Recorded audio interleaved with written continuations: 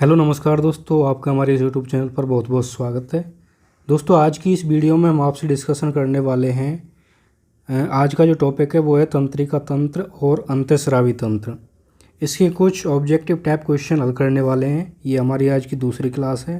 पहली क्लास में हमने आपको पाचन तंत्र से रिलेटेड जो भी इम्पोर्टेंट क्वेश्चंस बनते हैं उन पर डिस्कशन किया था, और इस बार तंत्रिका तंत्र और अंतःस्रावी तंत्र से जो रिलेटेड जो भी क्वेश्चन बनते हैं इम्पोर्टेंट, उन पर डिस्कस करने वाले हैं।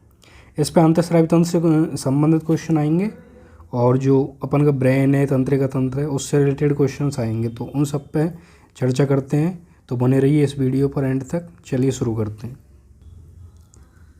दोस्तों, क्वेश्चन शुरू करने से पहले आपसे हमारी एक रिक्वेस्ट है। अगर आपने इस चैनल को अभी तक सब्सक्राइब नहीं किया है तो प्लीज़ वो सब्सक्राइब कर लें और वीडियो को भी लाइक कर दें। तो चलिए देखते हैं फर्स्ट क्वेश्चन क्या कहता है। कॉर्पोरा क्वाड्रिजेमिना निम्नलिखित में से किसका भाग है? कॉर्पोरा क्वाड्रिजेमिना किसका भाग है? ऑप्शन दे रखे हैं अग्र मस्तिष्क, मध्य मस्तिष्क, अनुमस्तिष्क और पश्चिम मस्तिष्क। कॉर्पोरा क्वाड्रिजेमिना ये जो पार्ट है ये ब्रेन का मध्य मस्तिष्क का पार्ट है।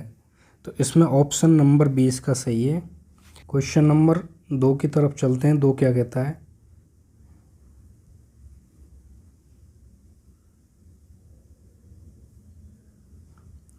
दोस्तों, यह है क्वेश्चन नंबर 2। क्वेश्चन नंबर कहता है कि निम्नलिखित में से किसे अंतःस्रावी तंत्र का सुप्रीम कमांडर कहा जाता है?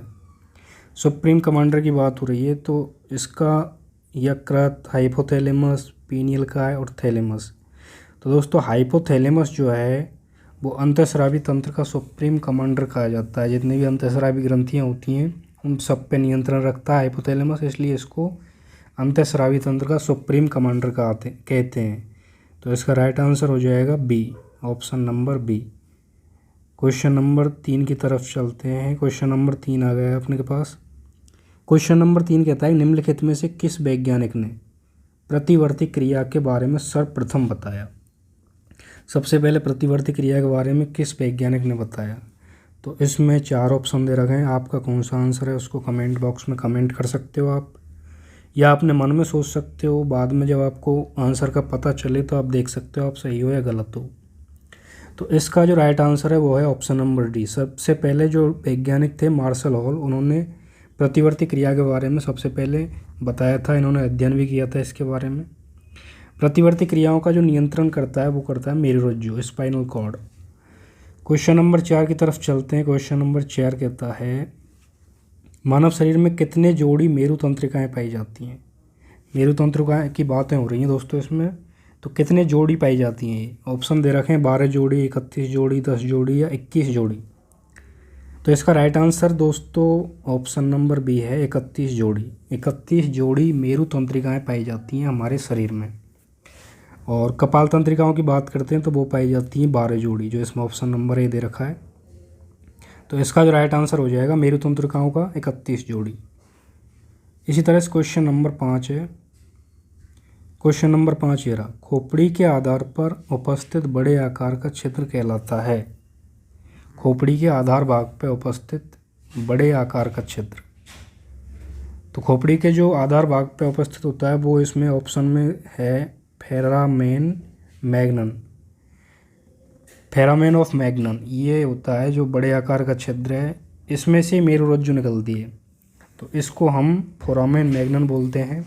तो इसका जो राइट आंसर है वो है ऑप्शन नंबर सी।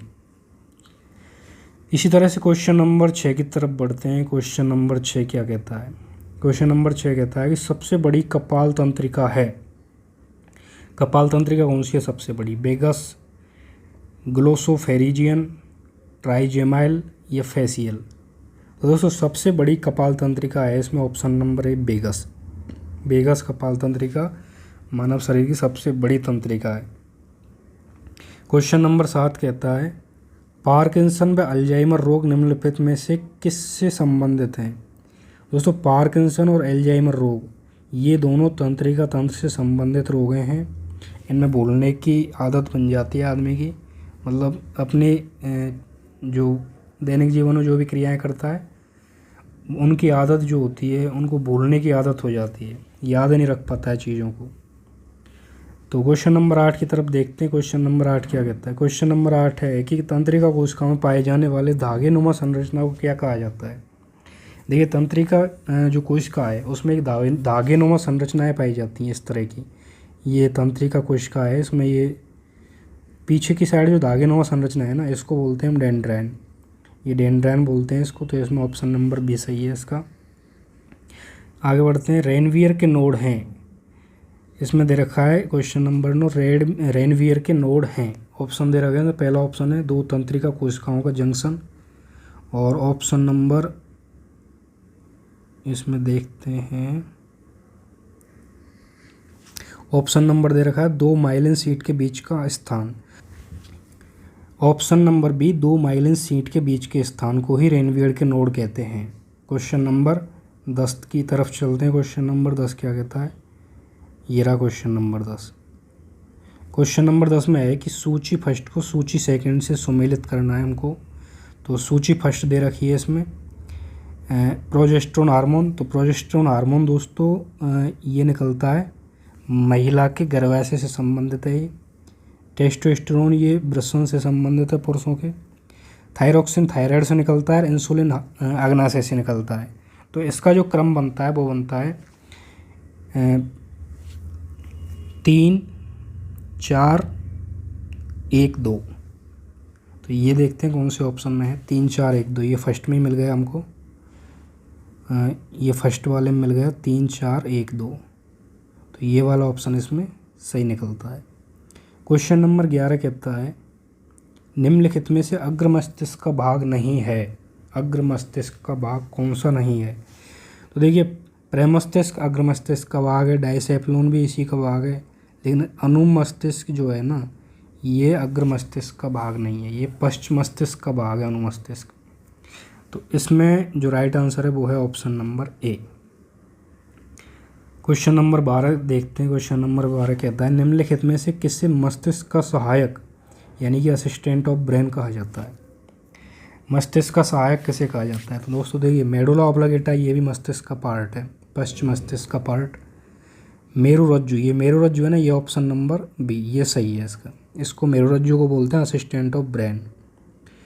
और अग्र मस्तिष्क भी क्या है कि जो अपन का अग्र मस्तिष्क है ये भी मस्तिष्क का ही भाग है, कॉर्पोरा क्वाड्रिजेम ने मध्य मस्तिष्क का भाग है। तो ये तो हो नहीं सकते इसमें, तो ऑप्शन नंबर बी इसका सही है मेरुरज्जु।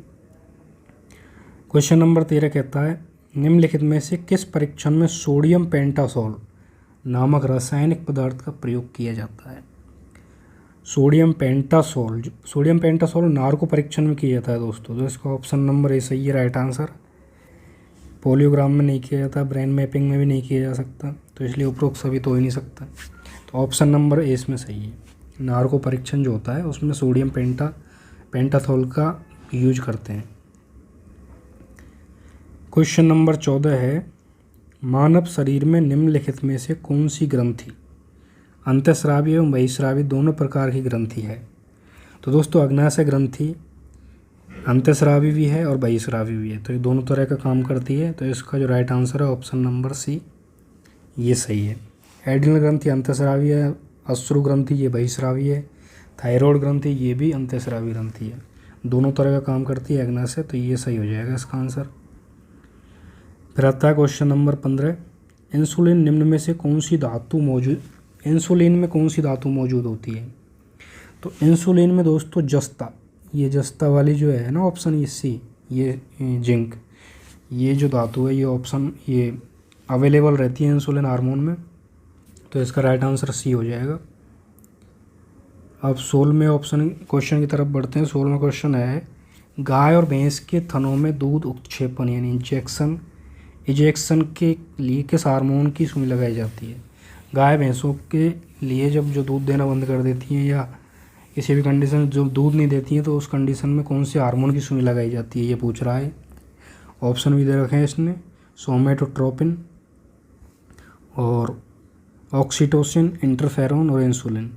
तो ऑक्सीटोसिन हार्मोन है उसके इंजेक्शन लगाए जाते हैं गाय भैंसों में दुग्ध उत्पादन के लिए। तो इसका राइट आंसर हो जाएगा बी। क्वेश्चन नंबर 17 कहता है मानव शरीर में सबसे छोटी अंतःस्रावी ग्रंथि कौन सी है। सबसे छोटे की बात कर रहा है तो पीयूष ग्रंथि हो जाएगी। जिसको पिट्यूटरी भी बोलते हैं। तो ऑप्शन नंबर डी इसका सही हो जाएगा। क्वेश्चन नंबर 18 की तरफ चलते हैं। क्वेश्चन नंबर 18 कहता है मरुस्थल में रहने वाले जीवों में निम्नलिखित में से किस हार्मोन की मात्रा सबसे ज़्यादा पाई जाती है। मरुस्थल में जो जीव रहते हैं ना, उनमें कौन सा हार्मोन पाया जाता है। MSH ये तो नहीं पाया जाता, FSH भी नहीं पाया जाता, और ACTH भी नहीं पाया जाता। दोस्तों इसमें जो ऑप्शन नंबर डी दे रखा है ना, ADH एंटी डायूरेटिक हार्मोन, ये हार्मोन पाया जाता है। ये क्या काम करता है, मरुस्थल में रहने वाले जीव है ना, उधर पहले ही पानी की कमी होती है बहुत ज़्यादा, तो उनके जो मूत्र है उसमें से क्या करता है, पानी का अवशोषण कर लेता है ये, तो मूत्र कम बनता है उनमें, इसलिए पानी की कमी नहीं आती उनकी बॉडी में। तो ये हार्मोन सबसे ज़्यादा पाया जाएगा वहाँ पे, उन जीवों में, मरुस्थल में रहने वाले जीवों में सबसे ज़्यादा ये हार्मोन पाया जाएगा। तो इसका ऑप्शन नंबर डी सही हो जाएगा। क्वेश्चन नंबर 19 कहता है कि निम्नलिखित में से किस रोग को थायराइड ग्रंथि की आत्महत्या कहा जाता है। थायराइड ग्रंथि की आत्महत्या, ये रोग है हाशीमोटो रोग। हाशीमोटो रोग क्या करता है कि इसमें स्व प्रतिरक्षा तंत्र की वो पाई जाती है, मतलब खुद ही अपने प्रतिरक्षा तंत्र को नष्ट कर लेता है, तो इस रोग को हाशीमोटो रोग बोलते हैं। Question number 20। क्वेश्चन नंबर 20, मानव शरीर में थाइमस ग्रंथि कहाँ पर उपस्थित होती है। थाइमस ग्रंथि होती है दोस्तों वक्ष में, यानी कि गर्दन से जो नीचे वाला पार्ट है उसमें ये उपस्थित रहती है, यहाँ पे स्थिति है इसकी। फिर क्वेश्चन नंबर 21, टी लिम्फोसाइट का प्रशिक्षण केंद्र कहा जाता है। टी लिम्फोसाइट का प्रशिक्षण केंद्र कहा जाता है। टी लिम्फोसाइट क्या काम करती है, हमारे इम्यून सिस्टम को बढ़ाती है, और इम्यून सिस्टम को बढ़ाने वाली ग्रंथि थाइमस ग्रंथि होती है, तो इसका प्रशिक्षण केंद्र भी थाइमस ग्रंथि ही होगा। टी लिम्फोसाइट का प्रशिक्षण केंद्र थाइमस ग्रंथि है, तो इसमें ऑप्शन नंबर सी सही है। क्वेश्चन नंबर 22 कहता है दोस्तों, क्वेश्चन नंबर 22 ये रहा, अग्न्याशय रस का स्राव अग्न्याशय ग्रंथि के किस भाग से होता है, किस भाग में होता है। तो अग्न्याशय जो ग्रंथि है ना, उसके दो पार्ट होते हैं, एक तो अंतःस्रावी भाग और एक बाह्यस्रावी भाग, बहिःस्रावी भाग। तो अग्न्याशय रस जो होता है ना, वो बहिःस्रावी भाग से निकलता है, तो इसका राइट आंसर हो जाएगा ऑप्शन नंबर बी। अगला क्वेश्चन है दोस्तों क्वेश्चन नंबर 23। क्वेश्चन नंबर 23 है, अग्न्याशय की एल्फा कोशिकाओं द्वारा स्रावित होने वाला हार्मोन कौन सा है। अग्न्याशय की कोशिकाएं होती हैं एल्फा, बीटा और डेल्टा, ये तीन कोशिकाएं होती हैं, जिनमें से एल्फा कोशिका जो होती है ना, उससे ग्लूकागोन हार्मोन निकलता है, और बीटा कोशिका से इंसुलिन हार्मोन निकलता है, और डेल्टा कोशिका से निकलता है सोमेटोस्टेरोन हार्मोन। तो इसमें एल्फा कोशिका से पूछा है, तो ऑप्शन नंबर 20 का सही हो जाएगा, ग्लूकागोन हार्मोन, ये इसका राइट आंसर है। क्वेश्चन नंबर 24 कहता है कि डायबिटीज़ दिवस कब मनाया जाता है। तो इसको रट लेना आप, ये 14 नवंबर को मनाया जाता है डायबिटीज़ दिवस। 14 नवंबर को डायबिटीज़ दिवस के रूप में मनाया जाता है, तो इसका राइट आंसर है ऑप्शन नंबर बी, 14 नवंबर। क्वेश्चन नंबर 25 है दोस्तों, ये रहा क्वेश्चन नंबर 25, निम्नलिखित में से किस ग्रंथि को विजडम ऑफ लाइफ कहा जाता है। किस ग्रंथि को विजडम ऑफ लाइफ कहा जाता है। ऑप्शन दे रखे हैं, एड्रिनल ग्रंथि, यकृत ग्रंथि, लार ग्रंथि और पैराथायराइड ग्रंथि। तो दोस्तों इसमें ऑप्शन नंबर ए सही है, एड्रिनल ग्रंथि, इसको विजडम ऑफ लाइफ कहा जाता है। इससे हार्मोन निकलते हैं जिनको करो या मरो हार्मोन कहते हैं, एपिनेफ्रिन, नॉरएपिनेफ्रिन, ये दो हार्मोन निकलते हैं। तो इस ग्रंथि को विजडम ऑफ लाइफ कहा जाता है, जीवन रक्षक हार्मोन इसी से निकलते हैं। उम्मीद करता हूँ दोस्तों आपको ये वीडियो पसंद आई होगी। पसंद आई हो तो प्लीज़ इसे लाइक कर दो, शेयर कर दो और इस चैनल को सब्सक्राइब करो। और कोई भी पार्ट अगर आपको समझ में नहीं आया तो कमेंट करके बता सकते हो आप, मैं उसको अच्छे से समझाने की कोशिश करूँगा।